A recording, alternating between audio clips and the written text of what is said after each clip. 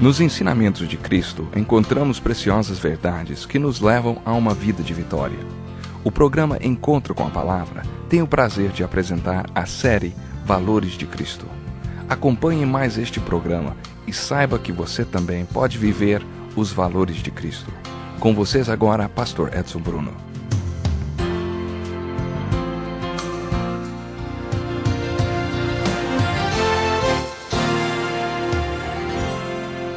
Participe conosco de mais um estudo dos valores de Cristo através dos Evangelhos.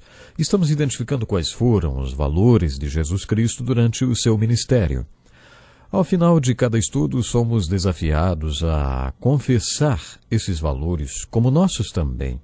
Hoje falaremos sobre o valor que Jesus Cristo deu ao amor. Encontramos nos Evangelhos o registro dos diálogos que Jesus teve com diferentes pessoas durante o seu ministério de 3 anos aqui na Terra. Você nunca parou para pensar qual seria a sensação de estar frente a frente com Jesus, conversando com Ele? Isso seria fascinante por vários motivos. Certamente seria uma experiência marcante e que transformaria nossas vidas. Mas seria mais impressionante e marcante se pudéssemos ter esta conversa frente a frente com Jesus e poder observar o amor dele exalando de suas palavras, do seu olhar, de suas atitudes.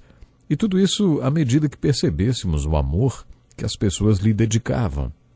Um teólogo muito conhecido certa vez foi questionado: qual o pensamento mais profundo que já passou por sua mente? Depois de tocar os dedos por uns 30 segundos, aquele gesto típico com as mãos que a maioria dos teólogos e filósofos faz, a típica posição do pensador, então ele respondeu: Jesus me ama, assim a Bíblia diz. Apesar de simples, entendemos a profundidade desta afirmação se compreendermos o valor que Jesus deu a si mesmo. Vimos que Jesus era Deus em carne e seu nome, conforme a profecia que anuncia o seu nascimento, o seu nome era Emanuel, que significa Deus conosco. No Evangelho de João aprendemos que no princípio era aquele que é a palavra. Ele estava com Deus e era Deus. Jesus era Deus em carne, em um corpo humano. Ele era Deus em carne e osso. Se isso for verdade, eu creio que é, então tudo que se aplica a Deus aplica-se também a Jesus Cristo. Deus é luz e Jesus diz que Ele é a luz do mundo. Deus é amor. Então Jesus Cristo é o amor encarnado. Deus em carne e osso. Então é isso? Você já leu os textos da Bíblia que declaram explicitamente que Jesus amava as pessoas? Eu gosto particularmente da história do capítulo 11 do Evangelho de João. Duas irmãs, Marta e Maria, tinham um problema. O irmão delas, Lázaro, estava doente. Na verdade, segundo o original grego, ele estava muito doente. Poderíamos dizer que o caso dele era preocupante, grave. Por isso elas mandaram um recado para Jesus. E o recado dizia assim: Senhor, aquele a quem amas está doente. Que maneira boa de descrever alguém, hein? Jesus, aquele a quem amas, está doente. Que coisa incrível, não? Para elas, era óbvio que Jesus amava Lázaro, o irmão delas. Por isso elas quiseram contar para Jesus que Lázaro estava doente e o fizeram com estas palavras: aquele a quem amas está doente. Você já conhece a história, né? Sabe que Lázaro acabou morrendo e que Jesus chegou para o seu velório. E é até possível alguém dizer: bom, mas ele chegou até atrasado para o velório, né? Chegou atrasado para o velório também. Fato interessante é que Jesus nunca chega atrasado, ele chega exatamente na hora certa. Mas o capítulo 11 de João conta que quando ele chegou e ficou sabendo que Lázaro estava sepultado, e enfim, Jesus chorou. Esse é o menor versículo da Bíblia, Jesus chorou. E a palavra grega para chorou aqui indica que foi um choro com soluços, o que demonstra como a fé de uma pessoa pode ficar enfraquecida diante de uma situação de morte de algum ente querido. Você pode dizer: puxa vida, mas até Jesus chorou? Exatamente. O texto bíblico relata que as pessoas comentaram: vejam como ele o amava. Porque esta palavra grega para chorou que lemos aqui, Jesus chorou, significa que ele chorou soluçando, triste.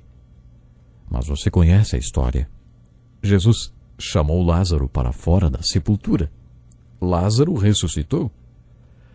No Evangelho de Marcos, no capítulo 10, lemos a história de um jovem rico que correu até Jesus para conversar com ele. É provável que você já conheça essa história.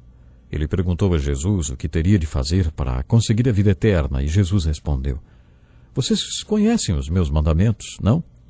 E você conhece meu mandamento, né? E citou alguns dos mandamentos referentes às pessoas com quem nos relacionamos. E aí, então, aquele jovem rico disse: Mestre, a tudo isso eu tenho obedecido desde a minha adolescência. Então Jesus respondeu: Falta-lhe uma coisa. Os primeiros mandamentos que Jesus citou para aquele jovem tinham a ver com o nosso relacionamento com o próximo, mas o que Jesus falou a seguir tem a ver com o nosso relacionamento com Deus. Jesus disse: Vá, venda tudo que você possui e dê o dinheiro aos pobres, e você terá um tesouro no céu. Depois venha e siga-me. Tudo isso poderia ser resumido numa frase: Deus em primeiro lugar. E isso tem a ver com os mandamentos que comandam o nosso relacionamento com Deus. O rapaz tinha negligenciado esses mandamentos. O dinheiro era o seu Deus, e Deus deve ter o primeiro lugar na nossa vida.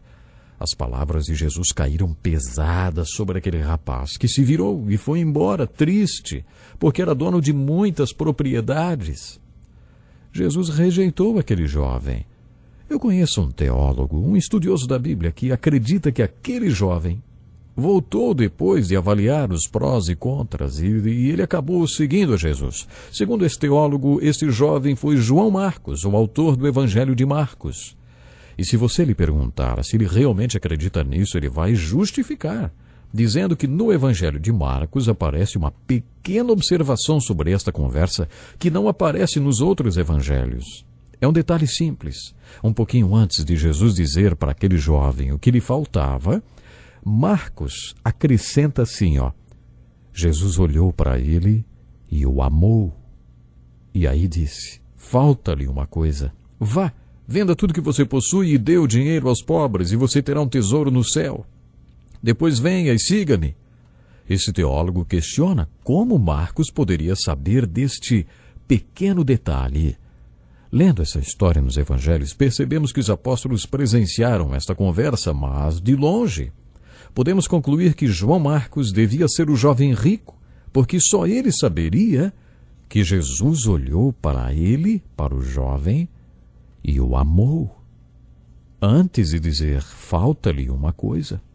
Portanto, João Marcos, no caso, sendo aquele jovem rico, sentiu esse olhar de Jesus, este olhar que expressou o amor de Jesus.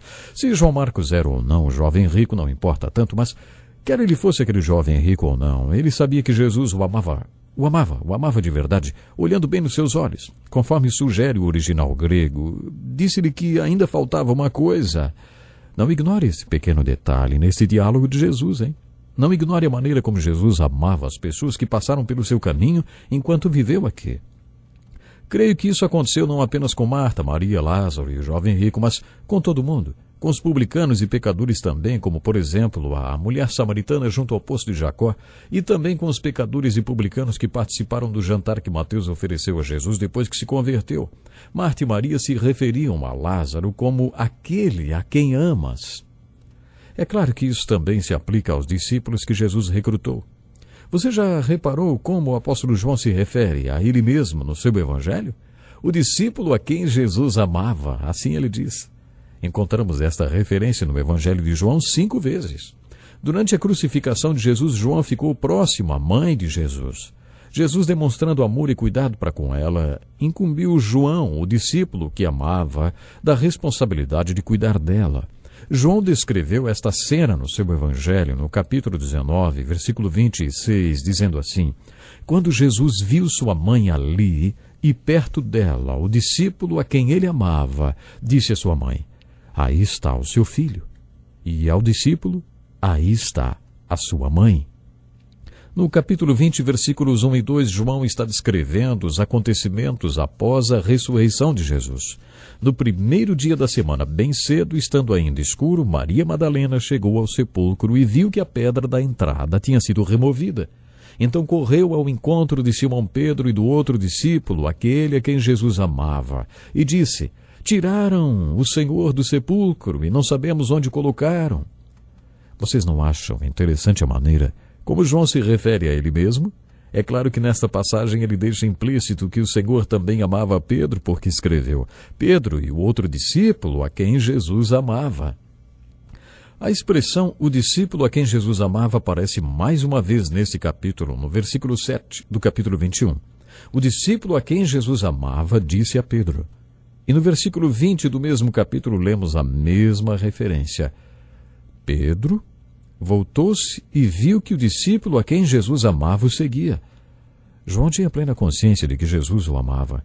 60 anos depois de ter vivido com Jesus, ele ainda tinha esta mesma consciência e escreveu o seguinte na introdução do livro do Apocalipse: Ele nos ama e nos libertou dos nossos pecados por meio do seu sangue e nos constituiu reino e sacerdotes para servir a seu Deus e Pai. A ele sejam glória e poder para todos sempre. Amém. Podemos ver que quando João conheceu Jesus Cristo, conheceu alguém que o amou. Ele sabia que Jesus o amava. Parece que João não se conformava com todo este amor. Parece que ele vivia empolgado com o fato de ser amado por Jesus. Por isso ele se referia a ele mesmo como discípulo a quem Jesus amava. Vemos isso acontecer do começo ao fim do seu evangelho. E no final ele escreveu: Este é o discípulo que dá testemunho dessas coisas e que as registrou. Deixe-me repetir essa citação de João, feita 60 anos mais tarde, ao escrever o livro do Apocalipse, que mostra a convicção desse amor. Ele nos ama e nos libertou dos nossos pecados por meio do seu sangue e nos constituiu reino e sacerdotes. Tenho certeza que Jesus amou todos aqueles a quem encontrou, pecadores e publicanos, pessoas tementes a Deus, os discípulos que comissionou para serem apóstolos e todos os que passaram pelo seu caminho. Todos foram amados. Diante de tudo isso que você acabou de ouvir, eu lanço o seguinte desafio. Se eu perguntar para você qual é o pensamento mais profundo que você já ouviu, será que você vai responder como aquele teólogo? Jesus me ama, assim a Bíblia diz. Outro desafio. Você sabia que você deve ser como Cristo em carne e osso? Você deve ser a encarnação de Jesus Cristo, ele deve viver através de você. Você deve viver como Jesus, que amou os pecadores e todos aqueles que passaram por sua vida. Eu espero você para o próximo programa. Até lá.